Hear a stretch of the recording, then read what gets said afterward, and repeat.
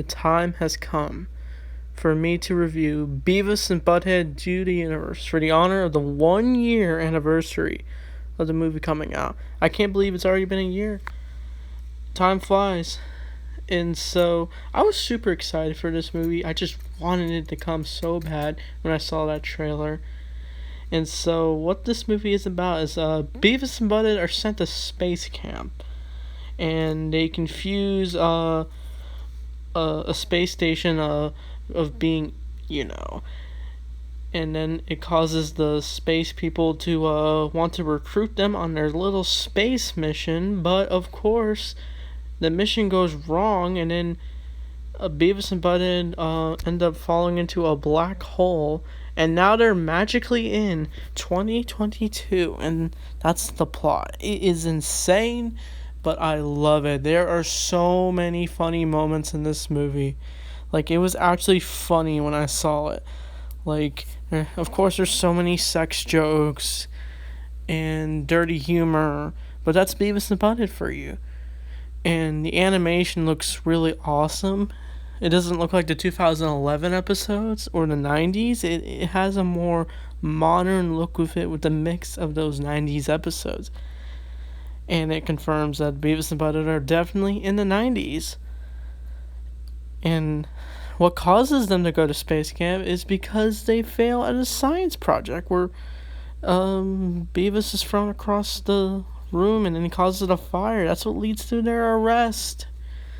And as this movie goes on, there are so many things they do.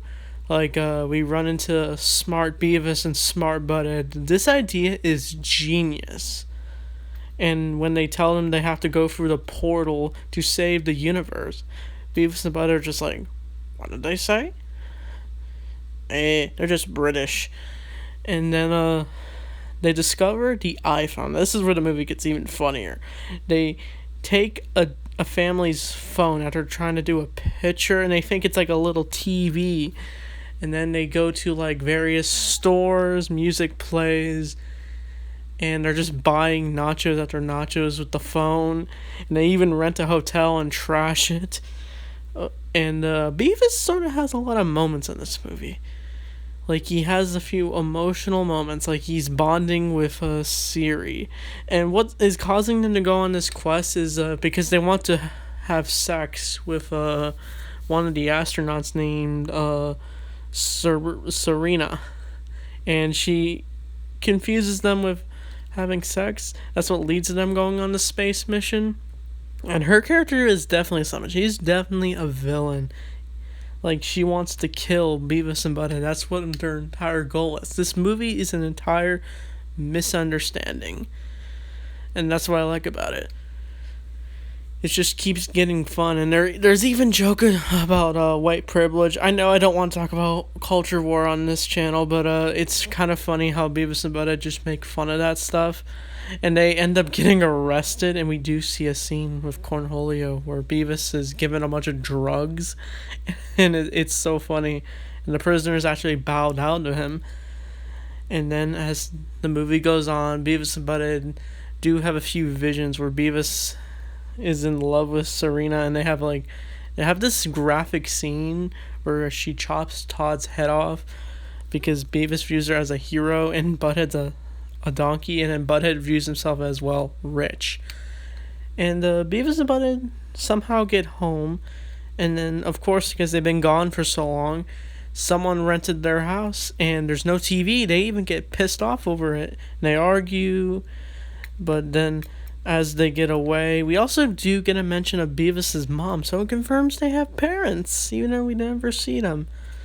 And they do get captured by the agents, and then they think they're there because they hate the United States, but then the two are just being their dumbass selves, and they keep saying stuff like "ate ass." It's funny, and then Serena's even annoyed by them. It's so funny.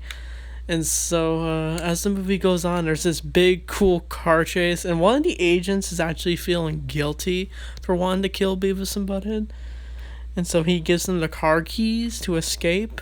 Well, the keys to get out of the chains. And so it's a big car chase, and then uh they smash right through the house, and then smart Beavis and smart Butthead tell Beavis and Butthead they have to go through the portal.